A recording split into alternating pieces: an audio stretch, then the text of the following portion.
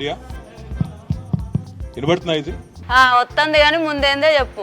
పాత్రికేయ మిత్రులందరికీ హృదయపూర్వకంగా నమస్కారం. నీకు కూడా శరణార్థి. నిన్న ముఖ్యమైన పనా సుంకిశాల పంప్ హౌస్ అని, తర్వాత చాలా వివరంగా ఒకటి కాదు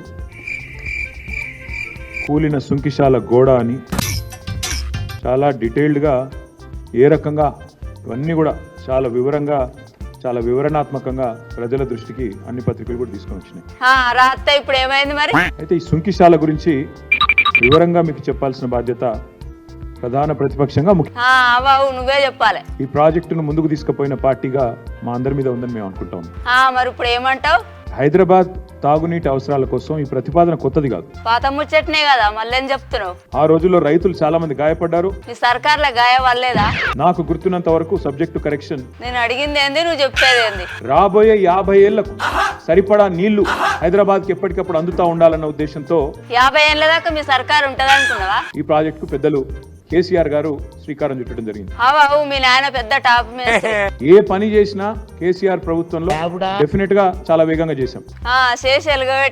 ఆ సీతారామ ప్రాజెక్టు ప్రారంభించింది పూర్తి చేసింది కూడా కేసీఆర్ ప్రభుత్వమే. ఇప్పుడు ఆగం చేసింది కూడా మీరే. విద్యుత్ పనులు కూడా చాలా వేగంగా జరిగింది. అందుకే లక్షల కోట్ల అప్పయింది. మంచి జరిగితే మా ఖాతాలో వేసుకోవాలా, చెడు జరిగితే మాత్రం వాళ్ళ ఖాతాలో వేయాలనే చిల్లర ప్రత్యక్ష పర్యవేక్షణ లేకపోవడం వల్ల, అక్కడ అధికారుల మీద అజమాయిషీ లేకపోవడం వల్ల ఈ రకంగా ఈ లీకేజీ ద్వారా ఒత్తిడి పెరిగి మొత్తంగా ఈ ప్రమాదం జరిగిందని చెప్పి వాళ్ళ అధికారులు చెప్తా ఉన్నారు.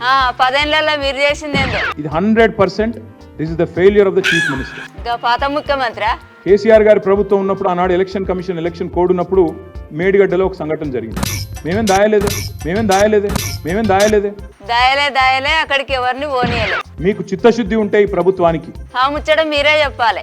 ఏ ఏజెన్సీ అయితే పనులు చేస్తుందో వెంటనే ఆ ఏజెన్సీని బ్లాక్ లిస్ట్ లో పెట్టి, అట్లయితే మెగా కంపెనీ కూడా పెట్టాలా సారు? మరి నాకు పరిపాలన మీద పట్టుందా? ఎవరికి మీకా సారు? ఈ ప్రాజెక్టు పనుల్లో పర్యవేక్షణ వైఫల్యం, జవాబుదారితనం లేకపోవడం, మళ్ళీ మీదికెళ్ళి మా మీద దాడి. సారు, మీ మీద దాడి చేయడం అన్యాయమే. చిల్లర దాడి, చిల్లర విమర్శలు, లేకి మాటలు. సారు, దయ్యాలు వేదాలు వల్లించినట్టు. కాళేశ్వరంలో జరిగితే, మేడిగడ్డ జరిగితే ఎన్డీఎస్ఏ వస్తుంది, ఆగమేఘాల మీద కేంద్ర సంస్థలన్నీ ఉరికొస్తాయి. సారు, ఒక జ్యుడిషియల్ ఎంక్వైరీ చేయండి, సిట్టింగ్ జడ్జి తోనే వేయండి.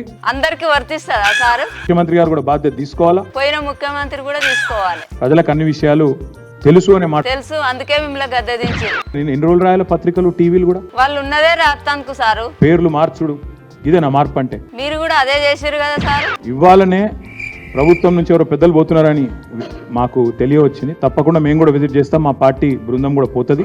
గట్లయితే తప్పు ఎవరిదో తెలుస్తుందా సారు? ఇంజనీర్లను కూడా తీసుకొని పోతాం. పెద్ద సార్ ఉండగా ఇంకో ఇంజనీర్ ఎందుకు సార్?